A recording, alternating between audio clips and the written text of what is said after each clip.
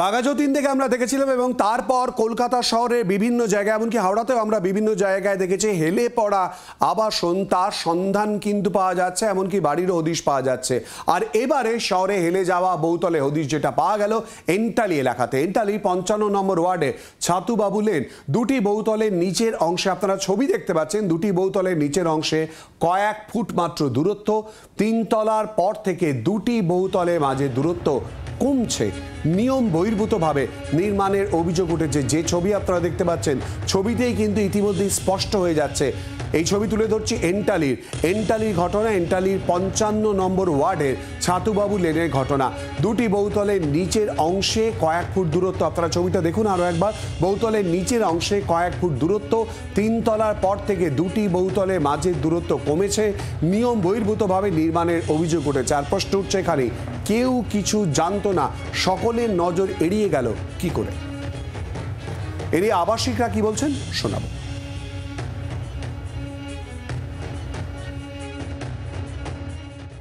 Promoter আছে, শাহ মোহাম্মদ আছে। আপনারা কবে ফ্ল্যাটটা নিয়েছিলেন?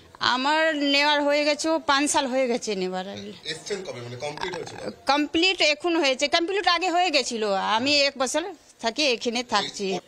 ये तो शुरू थे कि बाड़ी 3 तला ढलाई हुई थी तो एम ही छिलो। ये आगे ये बना था, उसके बाद ये काम रुक गया था, उसके बाद वो कंप्लीट कर लिया है। और 2 तला जो है वो हाल फिलहाल हुआ है। अच्छा, ऑब्जेक्शन দিয়েছিল, কাজ বন্ধ হয়ে গেছে। হ্যাঁ হ্যাঁ হ্যাঁ। আচ্ছা, আমার 3 তলা ছিল, আর আগে কি পারমিশন আজ এখন নিয়েছে না নিয়েছে সেটা আমি জানি না। আবাসিকের বক্তব্য আপনাদের সামনে তুলে ধরলাম। আর এবারে শোনাবো স্থানীয় বাসিন্দারা তারা ঠিক কি বলছেন। ওপরে আমার বৌদির বাড়ি আছে, পুরো জানলাটার কাছে পুরো একদম পুরো সামনে চলে এসছে। এটা কবে থেকে? এইটা তো নিউলি 2-3 মান্থ দিয়ে, মানে এরা যখন দিয়ে প্রমোটিং আরম্ভ করেছে এইটা মানে ইয়ে হয়েছে। আর এখানে এসছি 4-5 মাস হচ্ছে, তখন আমি এই ফার্স্ট ফ্লোর সেকেন্ড ফ্লোর দেখেছি। আর এরই মধ্যে অতটা বেড়ে মানে কয়েক মাসের মধ্যেই বাকিটা করা হয়েছে।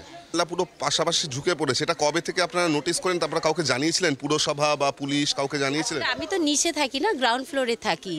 যারা ওপরে থাকে তারা মনে হয় হতে পারে জানিয়েছে।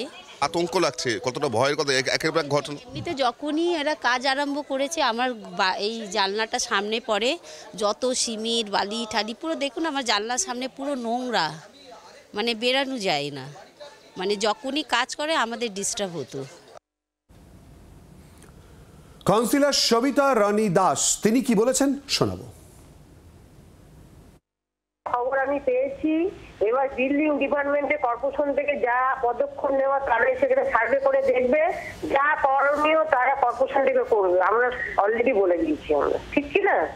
কর্পোরেশন দেখবে, বিল্ডিং ডিপার্টমেন্টে যাবে, কে অর্ডার দিয়েছে না দিয়েছে সেটা কর্পোরেশনের ব্যাপার, কর্পোরেশন বুঝে নেবে। ঠিক আছে, আমি বলে দিলাম এইটুকু। বাংলার আওয়াজ, বাঙালির আবেগ, জি 24 ঘন্টা।